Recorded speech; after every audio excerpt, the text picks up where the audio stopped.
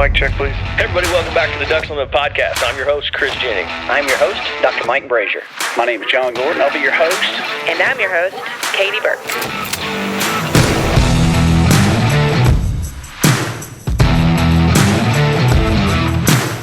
Welcome to the Ducks Unlimited podcast, the only podcast about all things waterfowl.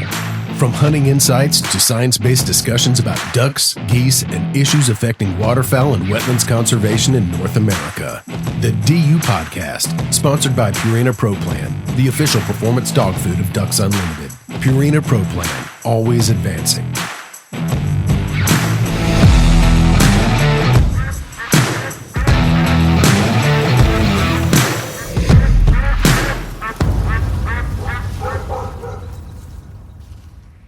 Hello, everybody. Welcome again to another special edition of the Ducks Unlimited podcast. Joining me today is a repeat guest. He's been on before. And in the waterfowling world, this guest really needs no introduction. If you know anything about duck calls, goose calls, competitive calling, our guest today has been one of the top people in those fields for many, many years. He's three-time world duck calling champion and champion of champions. Welcome, John Stevens, to the DU podcast. Hey, thank you. I appreciate y'all having me on. Man, thanks so much for joining us, John. And thanks again so much for hosting us at Callapalooza and doing some filming with us for our DU Nation series. I know I can speak for both, for Katie and Zach, that we had a tremendous time there. Well, great. I was glad that y'all came. And this week we're kind of taking it easy after last week.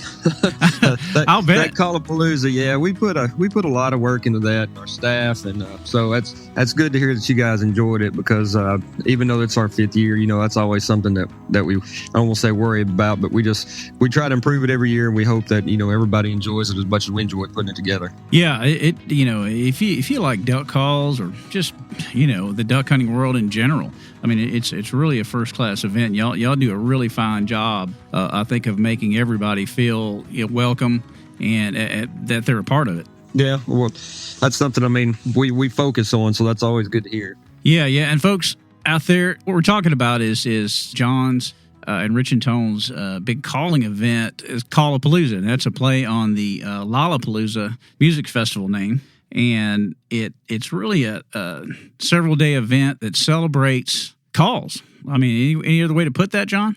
No, you're right. We call it celebrating the art of call making, but we put it together, I think, 5 years ago when we first opened back our shop in 2019.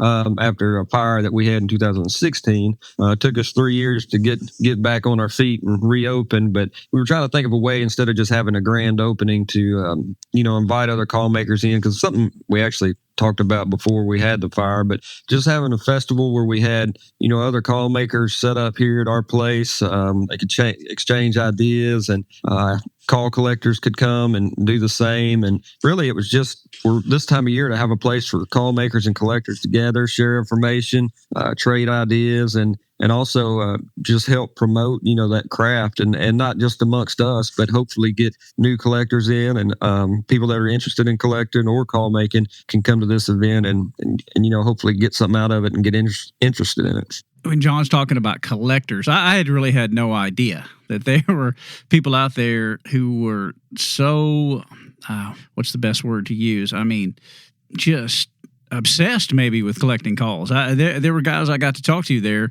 who had thousands in their collections. And as somebody who's been a duck hunter for a long, long time, I've got a little collection that just kind of gathered over the years of different stuff that I tried out in the field and everything else. But these people are really serious. Yeah, and it's neat. There's all different, just like any other hobby, I guess. There's all different aspects that you can collect. You can collect older calls. You can collect, stuff that's being made now.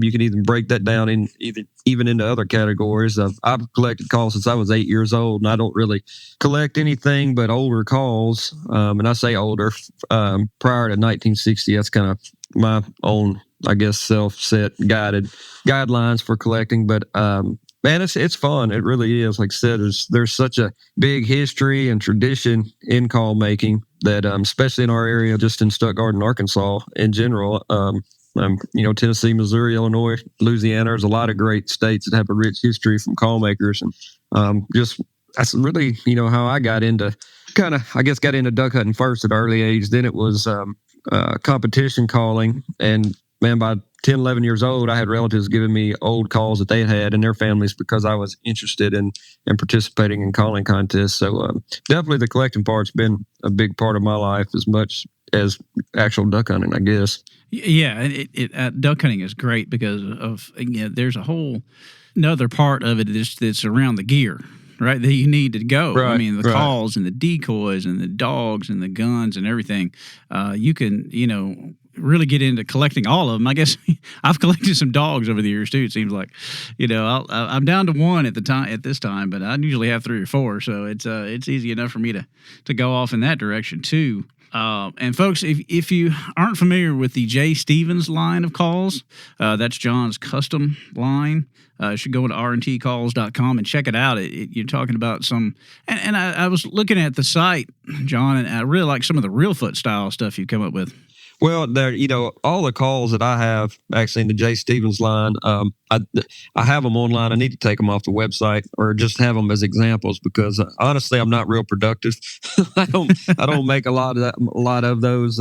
Spend most of my time, probably 85% of my time on RNT stuff, working with it. But that was just something that, again, through call collecting and competition calling, going over to Butch Richenbach's shop at an early age, I was just fascinated with watching him turn calls on a lathe. So that's something that I've always wanted to do and always loved to do was make calls by hand. And I've done it since I was a kid at his shop in my garage. And I just never officially had a brand, or a set design. I just piddled with stuff. And even when I had R&T, I did that. And so kind of like what Butch did, he learned from Chick Majors from Stuttgart, and he never made his own call until Chick Major passed away. And in 2015, Butch had passed away, and it just seemed like, the time to kind of start making stuff. So it's kind of come full circle. We purchased, Angie and I purchased Rich and Tone when Butch started having heart problems and needed a transplant and stuff, and we kind of went in a reverse order. Instead of making stuff by hand and growing, we had to figure out right off the bat how to pay for some debt and make some money. And so that's where now we make a lot of the calls on CNC machine. Actually, Butch was just starting to do CNC machine stuff before we purchased that. So now that Rich and Tone's, we've owned it for over 20 years, and it's been going for a while and established, I can kind of do J. Stevens, I don't want to say on the side, but as I like to.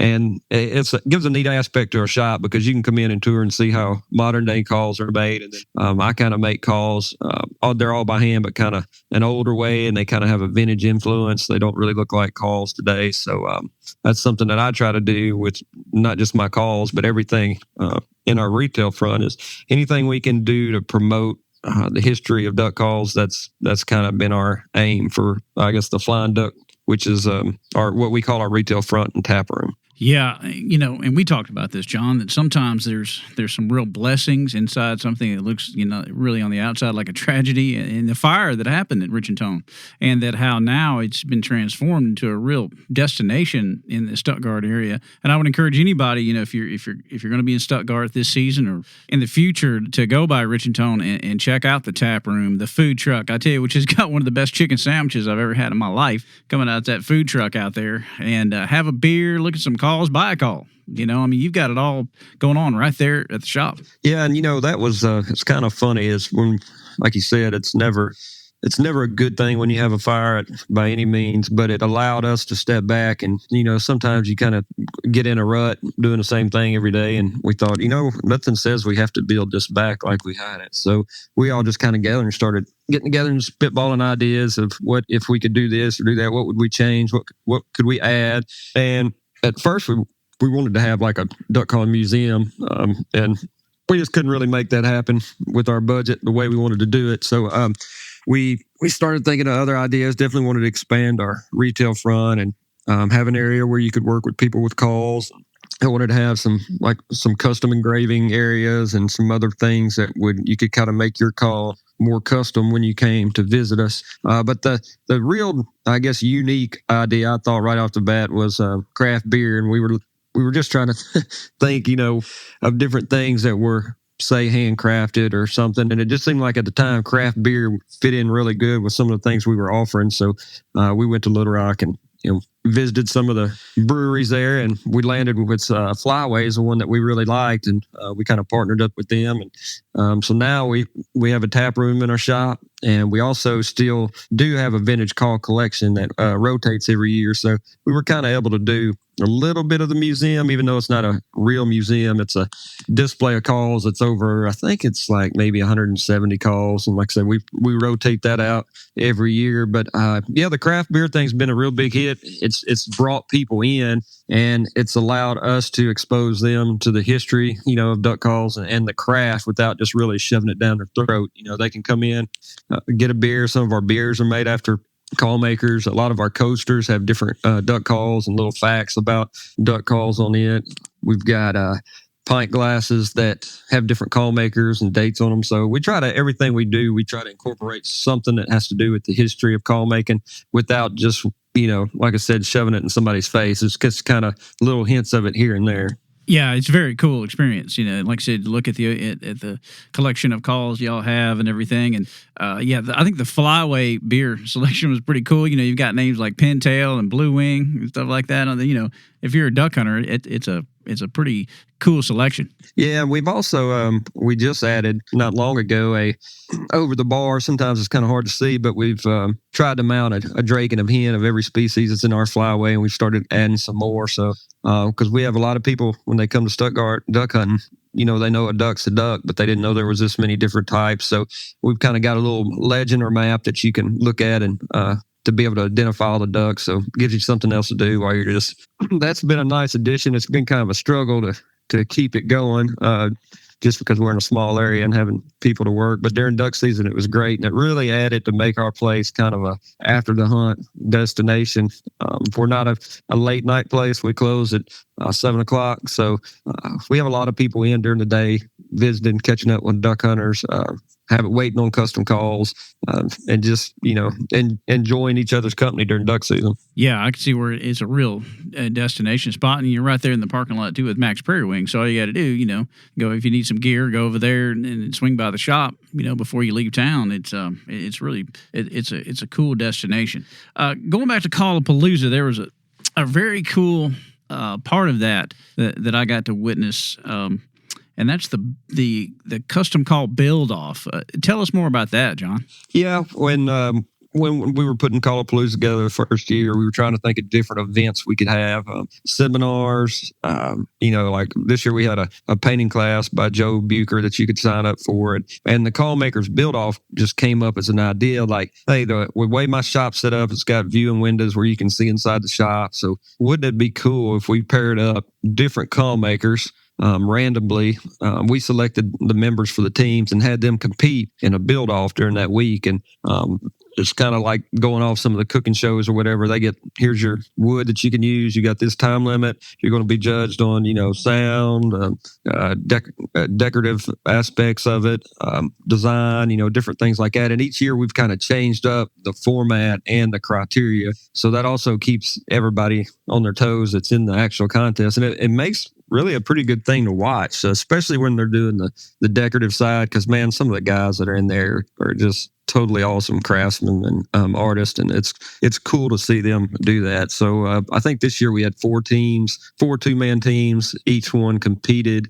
for 4 hours head-to-head with another team, and then Friday or Saturday we had the finals with 2 teams. So it was fun, and that's, like I said, that's probably the biggest I don't want to say draw to Callapalooza, but it's definitely one of the bigger events that people come to watch. Right. And one thing I thought was pretty cool about that is that not only are those calls, beautiful to look at, but it has to be a functional call. You've got to go out there and do a little routine on it as part of the contest. Oh, yeah, absolutely. That's one of my big things is it doesn't matter how good a duck call looks. I mean, the point of making it is to sound like a duck. So we judge that pretty hard as well. And we've got different categories set up, and then this year I was the caller, so I would operate the call in front of the judges, give them kind of not like this one's better than that one, but just tell them how it felt when I blew it. And then they also, after they score them, they have a member of the actual team use the call, and that's what they do outside, which that was kind of new this year. So that was kind of cool seeing the same call used by two different people and seeing how that worked, I guess, or how each one operated the call. Yeah. And you were talking about the painting class that Joe gave. Folks, if you don't know who Joe Butcher is, it's hard to describe what he can do with the duck call. The intricate carvings and painting he does with them are really unbelievable. Yeah, I've been a fan of his calls and especially his painting for a long time. So it was really cool to. I guess he came maybe the first Callapalooza. He didn't do any seminars or anything, and then we had COVID and things got kind of screwed up. So we finally got everything aligned where when he came this year, he could do a painting class, and I was signed up for it, and I knew better too, just because the Friday of it, even though you think you would have time to do it, just because it's our place, a couple things came up that I had to do during Callapalooza. Wasn't able to go to it, but man, seeing everybody's calls that was in the class and the progression of them learning was a pretty cool deal. Yeah. I got a chance to. Well, once again, you've got windows and all these, the rooms in there, so you can take a look at what people are doing, and it was pretty cool to watch folks, like say in a something like a call, which is a small scale. You've got to be pretty precise with what you're doing, and it looks like everybody was really having a great time. Yeah, and like I said, we had it was mixed up of call makers. There was a couple ladies in there that weren't call makers, just wanted to learn to paint, and then we had two R&T employees actually that were enrolled in it, and one of them was Emily Hodges, who runs our custom department. She paints herself, so she said it really probably added to her palette of what she could do with a paintbrush. Yeah. I mean, when you got someone like Joe teaching you, it's very valuable. He's to me, he's the best in that field with decorative calls. It's pretty amazing. Is there any plan maybe in the future having a calling contest around Callapalooza, John? I know you've already got the Wings Over the Prairie and all that. I just didn't know if there was any thought about that. Yeah, we've I think actually the first year we may have had 2 or 3 calling contests, and again, COVID just kind of killed a lot of things. Right.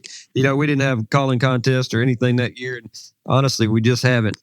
We've just had so many things scheduled. But yeah, we've talked about doing it. We'd like to do it a little different than a normal contest, and we've played around with some ideas. So I think that's something, eventually you'll see back at Callapalooza is a calling competition. It may not be exactly what everybody thinks of a calling competition, but it's definitely something we want to try to get back going. Yeah. It just there's some really great callers who were there, right? So it just seems like a natural thing that they would compete at Callapalooza. And I got to meet several folks that are big names in calling, and some not so big names. So you've got guys coming from all over guys and gals both coming from all over the country to attend this event. Okay, it starts. Let's see, how many days is it total? 4? Well, yeah, actually, we started on Tuesday, ended on Saturday, and we've kind of done it that way, I guess, since the second year. Not really sure if we're going to continue to do it that way, because we've seen that not everybody can take off work for that long, or some of the events we were having during the week, people wanted to come to, and so they kind of had to pick and choose when they were going to come. And so we kind of thought about maybe breaking some of those events up into different times of the year, allowing people, and on the weekends, allowing people to be able to schedule that. And then if you're like me, it's easy to spend all your money in one place, especially with 4 days. So, it'll help spread it out a little bit for that too. But we'll definitely keep like the VIP night, which would be probably on a Thursday, and then Friday, Saturday, all that still Callapalooza. But this year we added a small batch bash one night, and we have a Jay Stevens Owners Group party that we select from the Jay Stevens Owners Group Facebook page, and we just draw names out of there, and they're only 25 get to purchase a ticket to the event. So those are some things that we could probably do at a different time of the year, and allow people. I think actually doing that, we would not only allow people to not use their vacation, but come on the weekend. I think we would actually see more people on the weekend, just because they're not having to go during the week here to something they want, and then have to be back at work. So I think it could be a win-win. Yeah, I agree. It's tough for folks, to do things in the middle of the week a lot. And fortunately, so we got there on Thursday and filmed, those DU Nation segments with both you and Jimbo, but a lot of folks, just can't really, head off on a Thursday and get there. So that's a pretty good idea.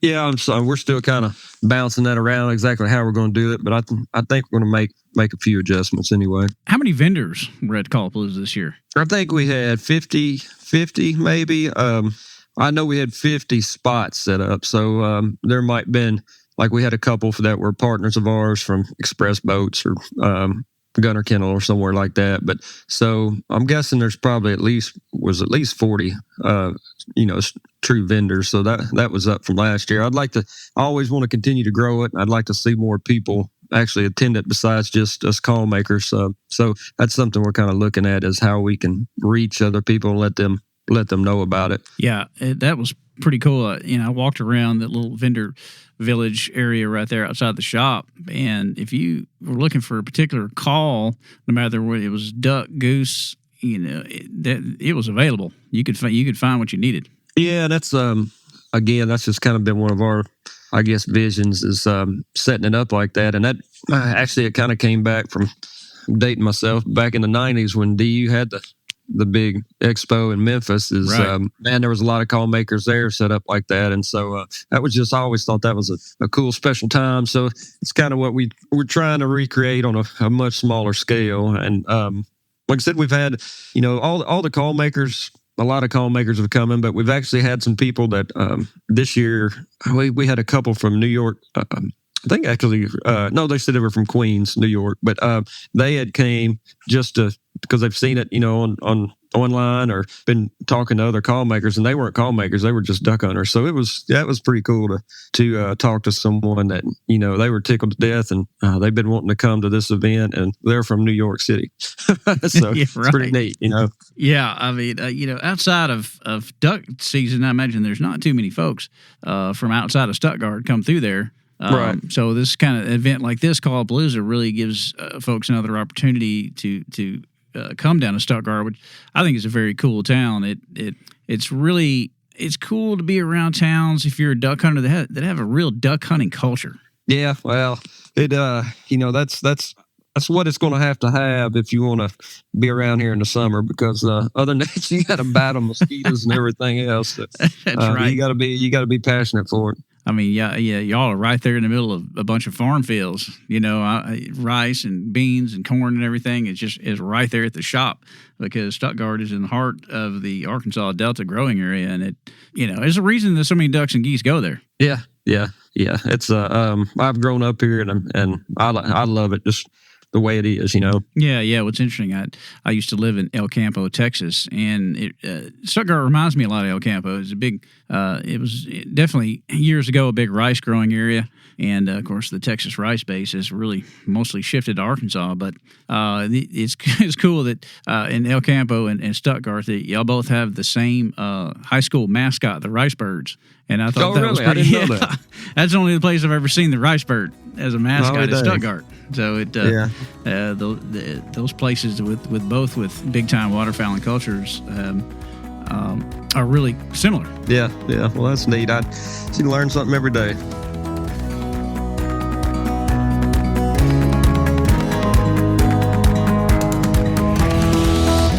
Stay tuned to the Ducks Unlimited podcast, sponsored by Purina Pro Plan, after these messages.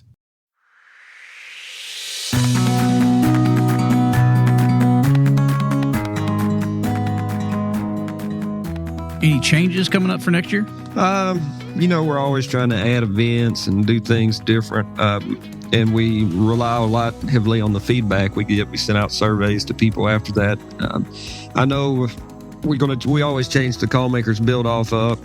Our duck blind breakfast cook-off is something that we added last year that's really become popular, and that's again kind of play off some of the cooking shows. Is that we got 2-man teams, and I think there was 6 or 8 of them, and it's over 2 days. They have to cook on a loco griddle like you do in the duck blind, and we fill up a blind bag full of certain ingredients and give it to each team member, and they have to use that to make their duck blind breakfast, and that's become a pretty cool event. So I'm sure that's gonna grow, and we're gonna have to change how we do some things with it. But right now, that's it. That's it. We got a few things on the board, like you said, like add maybe a calling contest and taking away some of the days so that I think we get a little more bang for our buck time wise, for Thursday, Friday, Saturday.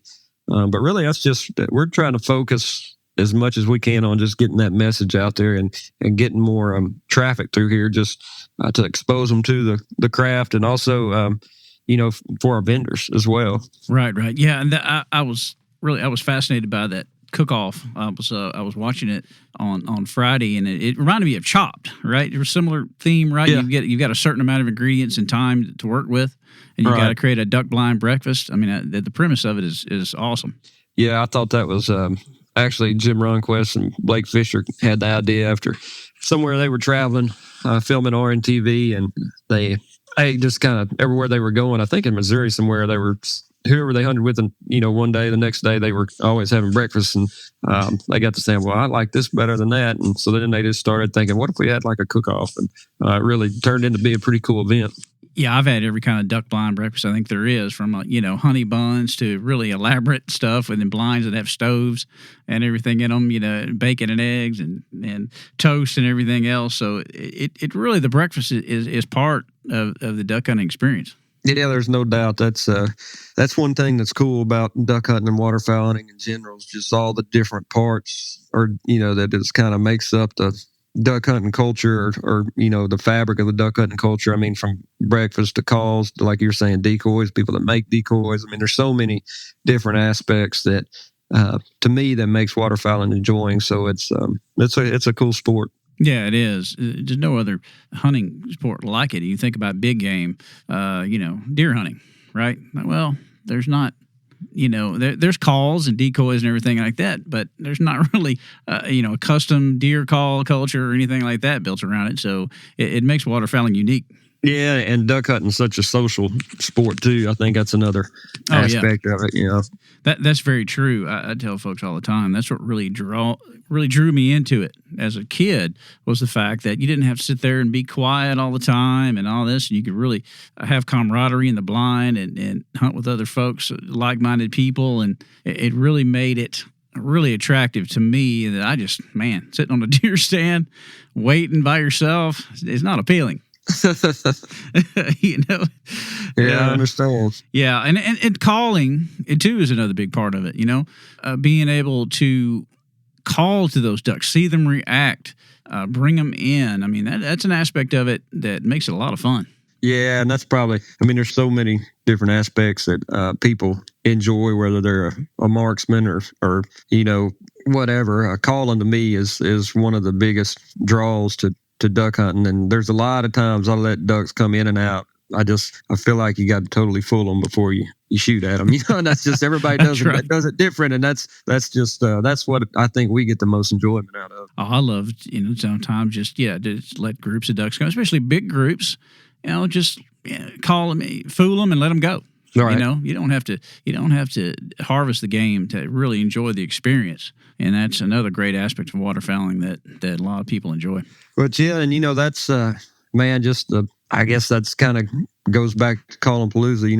Everybody's kind of got that same mindset that's setting up as vendors, and so when you do come here, you get to, not only as a call maker or a collector, you get to learn a lot, and you get to talk to a lot of different people about the stuff that we all enjoy so much. And I think to me, that's one of the things that makes Callapalooza so special, is that even though it's kind of a small niche, everybody here is so passionate about that part of it, whether it's making or using them or whatever.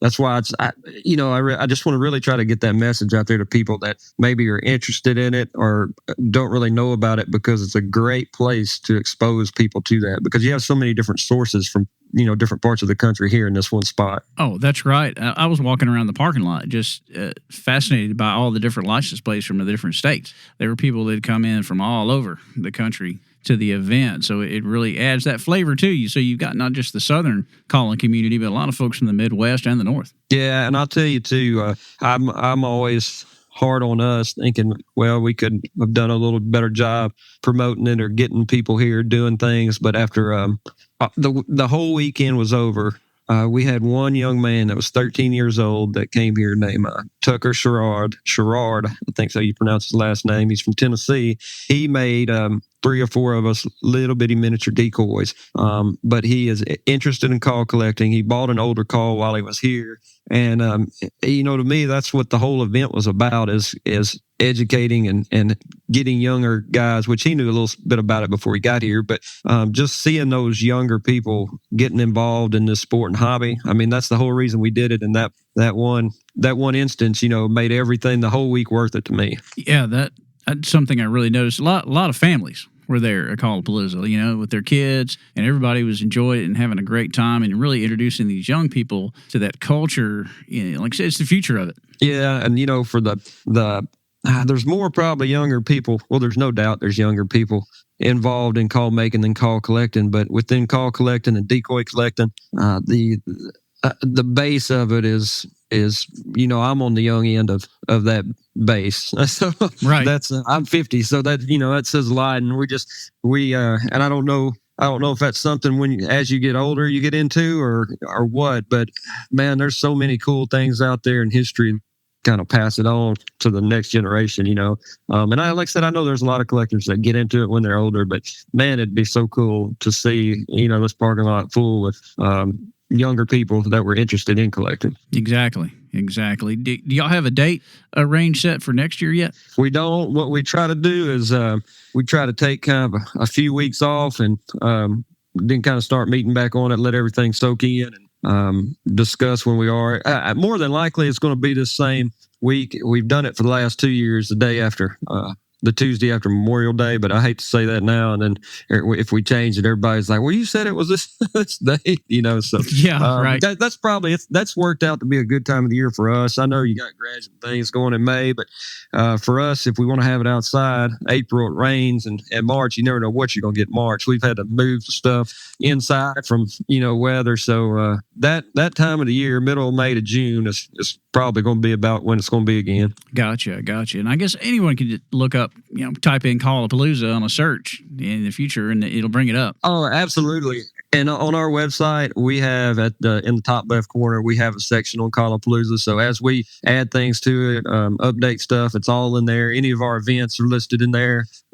Merchandise. When we do have like the nightly events or the painting class, all the tickets are listed under that. So anytime you can go to rntcalls.com and click on that Callapalooza. And if there's anything that we have set in stone for next year, have available, it'll be in that section. So that's a good place to always check. And then also if you follow any of our social media on Instagram or Facebook, anytime we update or send stuff out, you can get it through that too. Excellent. I would encourage anyone who's interested in calling, not just calling, but duck hunting, goose hunting, the culture in general, that put this on your list. If you don't make it next year, try to get down there at some point to Stuttgart, Arkansas, and check out Callapalooza. And we got some really cool segments coming out on the DU Nation series, one with you in your shop, and people can really see your shop, what we're talking about, and how cool that place really is. And then we did one with Jim Ronquist, and where you get to really see the other side of Rich and Tone,